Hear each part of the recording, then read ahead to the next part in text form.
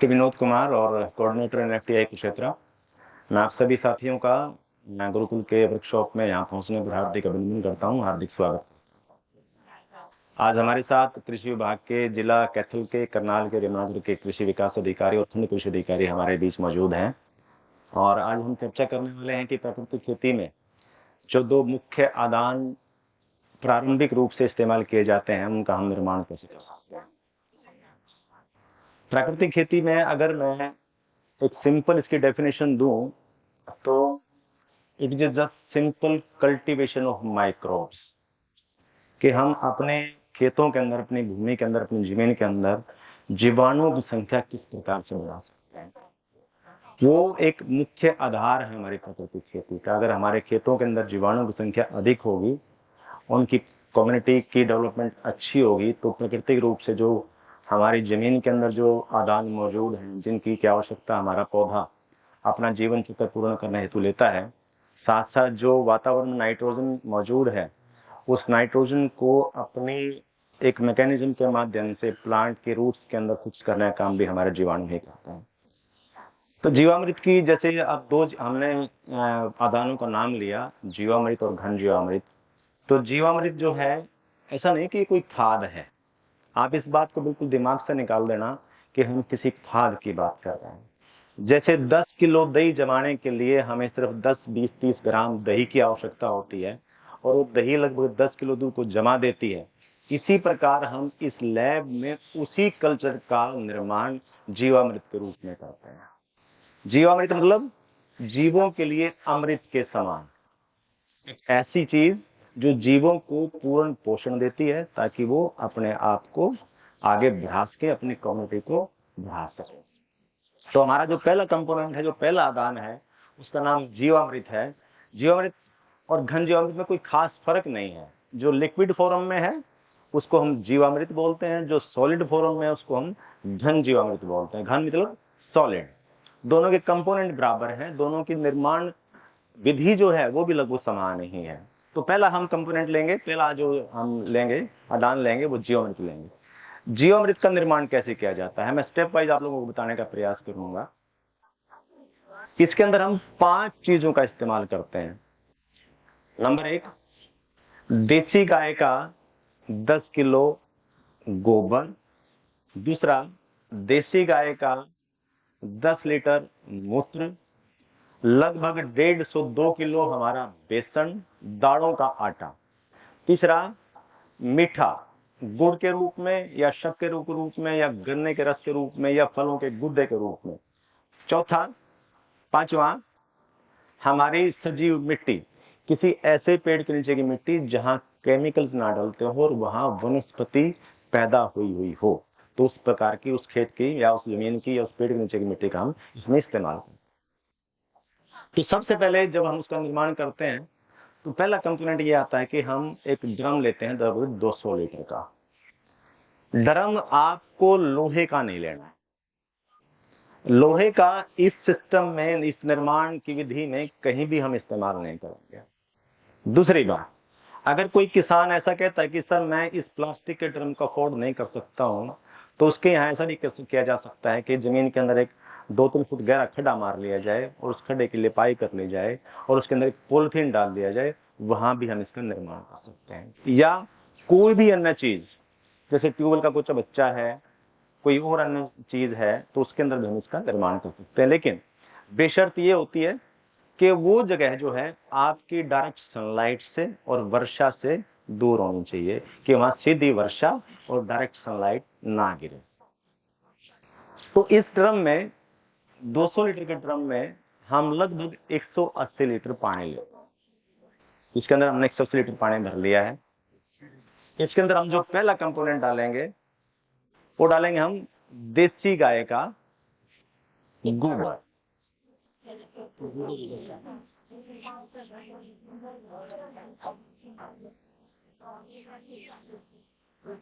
देसी गाय का गोबर। अब इससे प्रश्न ये उठता है कि कौन सी देसी गाय का गोबर इस्तेमाल करना। बहुत महत्वपूर्ण प्रश्न है जो कि हमारी सभ्यताओं से और हमारी संस्कृति से जुड़ा हुआ है।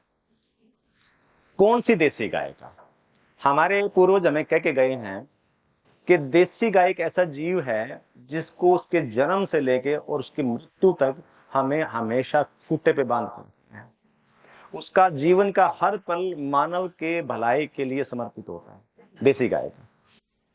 यहां जांच करने के बाद, जैसे आचार्य जी ने अपने वीडियो में बताया था, आचार्य जी स्पष्ट रूप से बताते हैं कि जब उन्होंने मिट्टी की गोबर की जांच करवाई थी, जीवाणु सबसे अधिक किसमें पाए गए थे? देसी गाय में तो पाए गए थे, लेकिन जब बूढ़ी गाय, जो गाय अपने रिप्रोडक्शन सिस्टम से बाहर आ चुकी थी और दूध देने लायक नहीं थी, जब उसके गोबर की जांच की गई तो उसके अंदर सबसे अधिक जीवाणु पाए गए।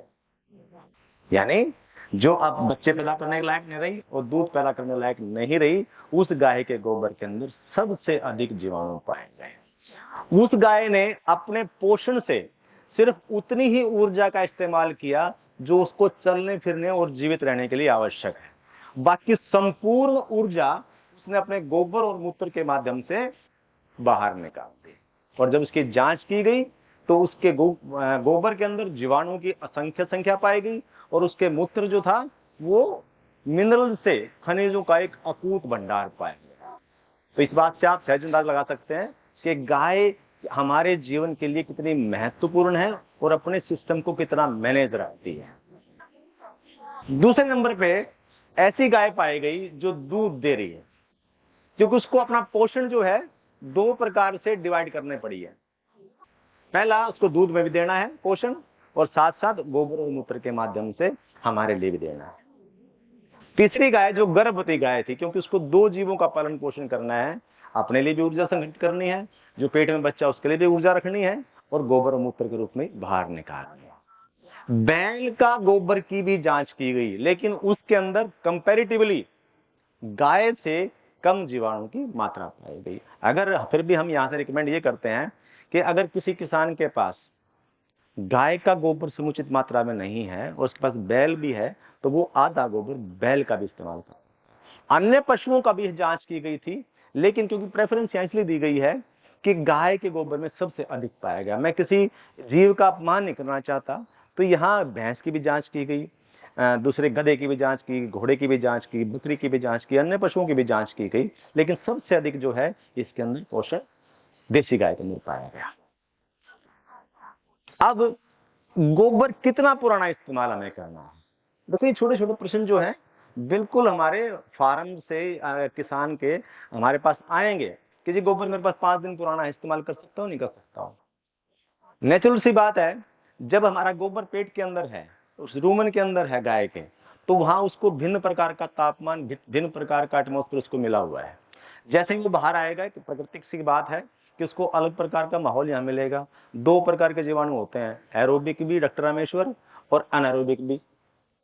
दोनों प्रकार के जीवाणु उसके सिस्टम में होते हैं, और जैसे वो बाहर आएगा तो निश्चित रूप से जैसे ही बाहर आएगा तो मॉइस्चर भी कम मिलेगा, तापमान भी अधिक कम मिल सकता है, तो वहां उन जीवाणुओं की मरने की, मोर्टिलिटी की संभावना बढ़ जाती है। इसलिए हम रिकमेंड करते हैं कि गोबर को लगभग लगभग 24 घंटे के अंदर अंदर आप उसको इस्तेमाल कर लो, ताकि जीवाणुओं की जो संख्या है वो अधिक ना घटने पाए, उसके जीवाणुओं की जो मोर्टिलिटी है वो बढ़ ना जाए। तो इसलिए देसी गाय का, सबसे बूढ़ी गाय का 24 घंटे का गोबर इस जीवामृत बनाने के लिए सर्वोत्तम है। दूसरा कंपोनेंट, देसी गाय का 10 लीटर मूत्र।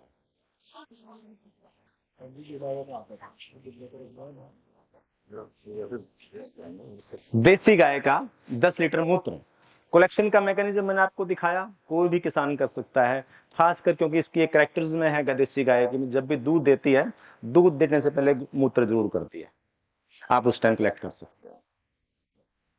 अब प्रश्न आता है कि मूत्र कितना ताजा या पुराना इस्तेमाल करना चाहिए। जहां मैंने बताया आपको कि जो गोबर है वो एक अकूत भंडार है जीवाणुओं का, और जो मूत्र है वो है एक बहुत बड़ा भंडार है मिनरल्स का, खनिजों का। उन खनिजों का, जिन खनिजों की आवश्यकता हमारे पौधे को अपना जीवन चक्र पूरा करने के लिए आवश्यकता होती है, वो सभी प्रकार के खनिज इस मूत्र के अंदर मौजूद है। अगर खनिज को हम रख भी दें, 1 महीना, 2 महीने, 3 महीने, 4 महीने, 5 महीने, 6 महीने पुराना भी हो, फिर भी बढ़िया हो। ऐसा कहा गया है कि मूत्र जितना भी पुराना होगा उतना ही अधिक इफेक्टिव होगा। मेरा कहने का मतलब ये नहीं है कि नया मूत्र जो है इफेक्टिव नहीं होगा, लेकिन जितना भी पुराना होगा वो ज्यादा इफेक्टिव होगा। दूसरा हमारा कंपोनेंट आ गया मूत्र। तीसरा, आदमी भी तो पीवे रखा इतना गौमूत्र ना आजकल। बिल्कुल पीता, मैं खुद पीता हूँ। बता दे क्या रखा उसको। कल ये बात सुन लो अभी कंप्लेंट के पूरा कर, क्योंकि देखो इसके अंदर बहुत प्रकार की, हमारा शरीर जो है ना, शरीर जो है, एक मिनट की चर्चा करने पहले, हमारा शरीर जो है इसके अंदर ऐसा कौन सा स्थान है जहाँ जीवाणु नहीं है? हानिकारक भी है, लाभदायक भी है। जहाँ लाभदायक जीवाणु है वहां हम स्वस्थ हैं, जहां हमारे शरीर के अंदर हानिकारक जीवाणु बढ़ जाएंगे, बीमार हो जाएंगे हम। ऐसा बताया जाता है कि गो अर्क, गोमूत्र नहीं कहते उसको, गो अर्क बोलते हैं, गो अर्क। गो अर्क पीने से आपके शरीर के अंदर लाभदायक जीवाणु की संख्या अकूत बढ़ जाती है, जिससे आपके जो हानिकारक बैक्टीरिया बॉडी के अंदर है वो आपके शरीर के मैकेनिज्म को डिफेक्ट नहीं कर सकते या आपके ऊपर अटैक नहीं कर सकते। अगला, तीसरा है हमारा बेसन। बेसन किसको बोलते हैं? बेसन ऐसे अनाज जो प्रोटीन से रिच हो, जिसके अंदर बहुत सारा प्रोटीन मौजूद हो। अक्सर प्रोटीन किस चीज में होता है? दालों में, डाइकॉट्स में। डाइकॉट्स कौन से होते हैं? जो तोड़ने से बीज दो भागों में डिवाइड हो जाता है, उसको डाइकॉट्स बोलते हैं। कौन कौन से होते हैं?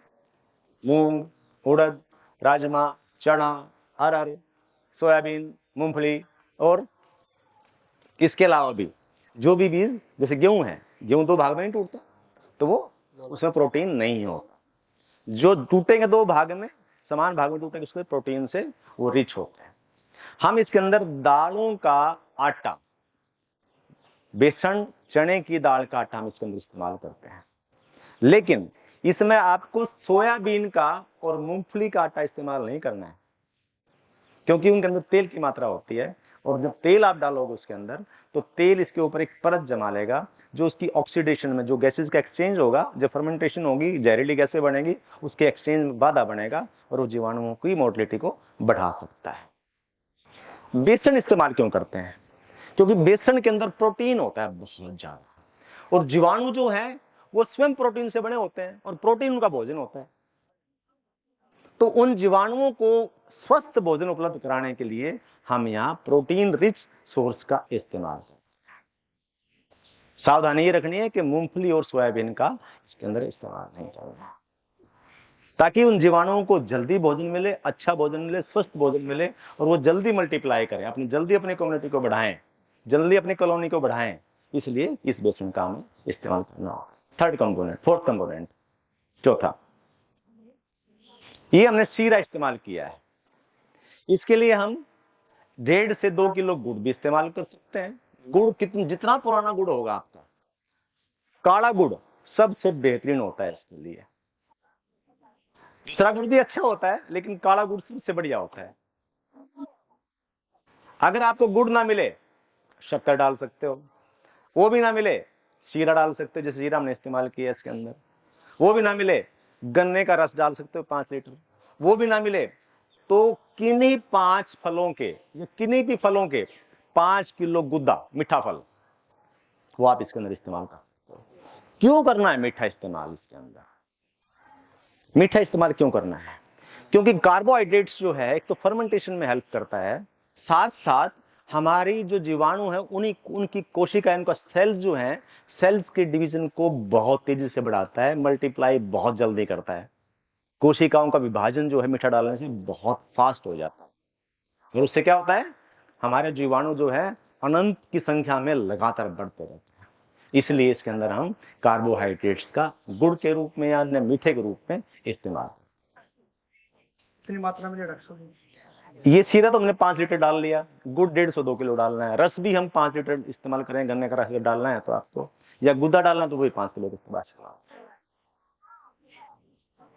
अगला कंपोनेंट देखो, एक बैलेंस होता है हमेशा हमारे जीवन के अंदर। जैसे हम घरों में जैसे भोजन करते हैं, अगर प्रोटीन जैसे ज्यादा खाते हैं हम, जैसे दाल चावल हमारी उसमें है ना, भोजन में शामिल है, कड़ी चावल, छोले चावल, राजमा चावल।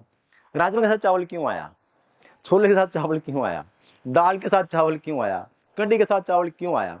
क्योंकि वहां हमने प्रोटीन रिच डाइट ली है दाल के रूप में, प्रोटीन की मात्रा शरीर के अंदर ज्यादा ना बढ़ जाए, इसलिए उसको बैलेंस करने के लिए चावल से जोड़ा गया, क्योंकि चावल सिर्फ सोर्स क्या है, कार्बोहाइड्रेट्स का, वो उसको बैलेंस कर दो।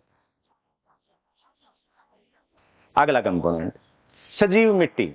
ये एक दो मुट्ठी जो मिट्टी है, ऐसे खेत की ऐसी डोल की मिट्टी है जहां कभी कोई केमिकल ना डलता, जैसे बड़ है, पीपल है, या पुराना कोई वृक्ष है, उसके नीचे वेजिटेशन तो हो लेकिन वहां जहर ना गिरा हुआ हो, तो उसके नीचे की मिट्टी, क्योंकि इसके अंदर एरोबिक बैक्टीरियाज होते हैं जो जमीन के अंदर अभी फिलहाल मौजूद है, उन बैक्टीरियाज का हम इसमें मिश्रण डालेंगे।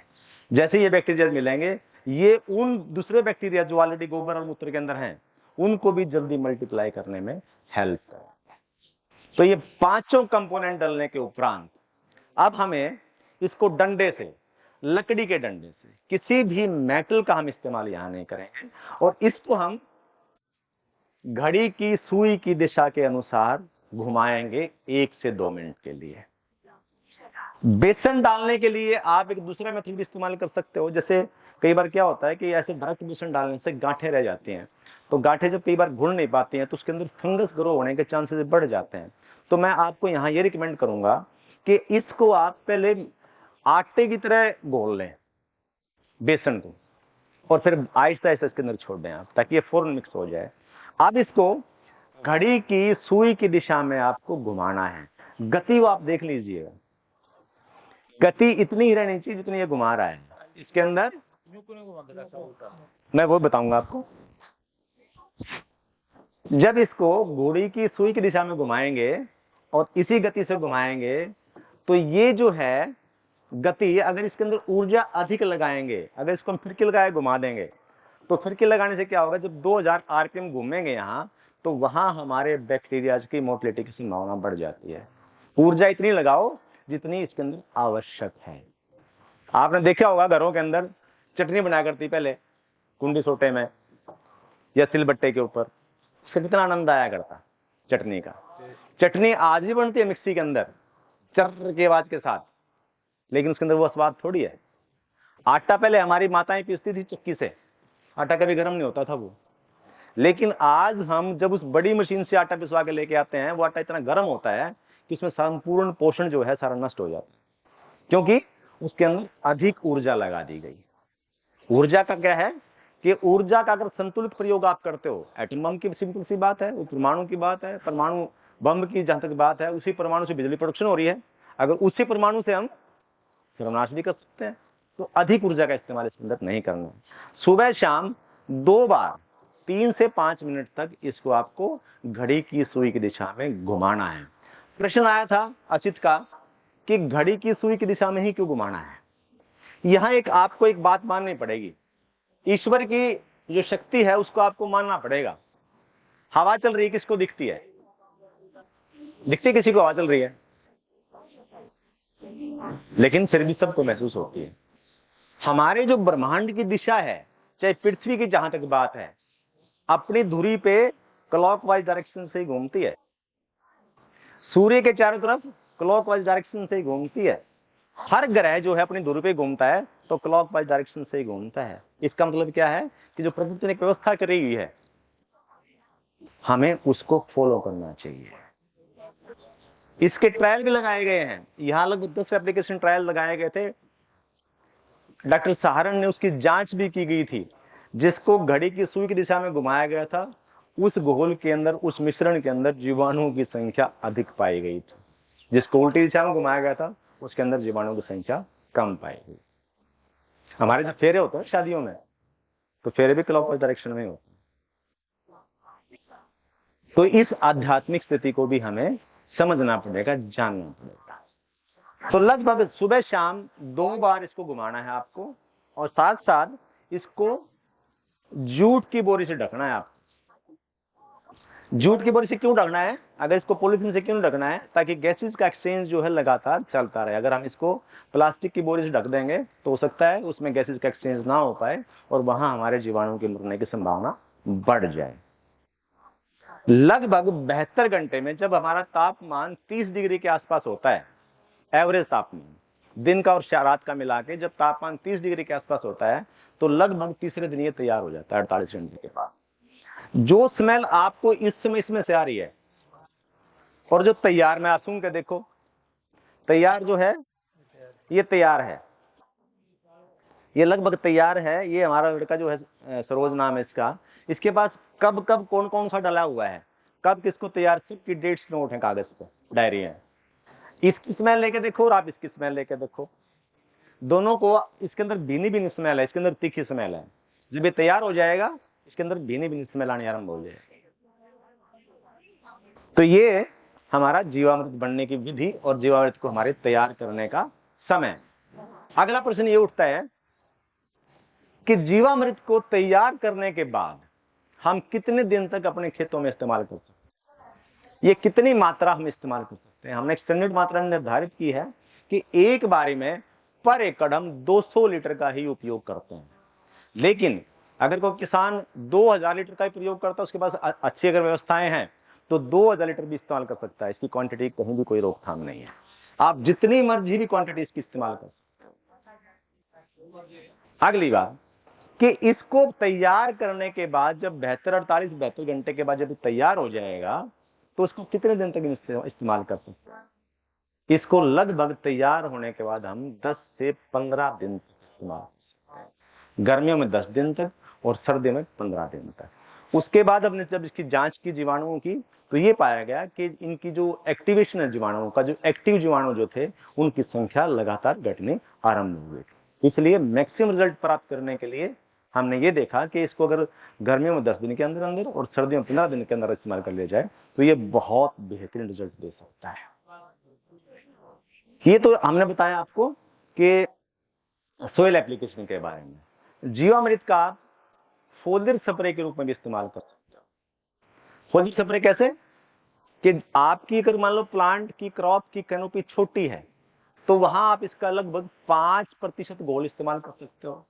जहां कैनोपी बड़ी है वहां 10% का भी इस्तेमाल कर सकते हो। गन्ने के अंदर हमने लगभग 20% का भी इस्तेमाल किया है, जिसके बहुत बेहतरीन रिजल्ट यहां मिले।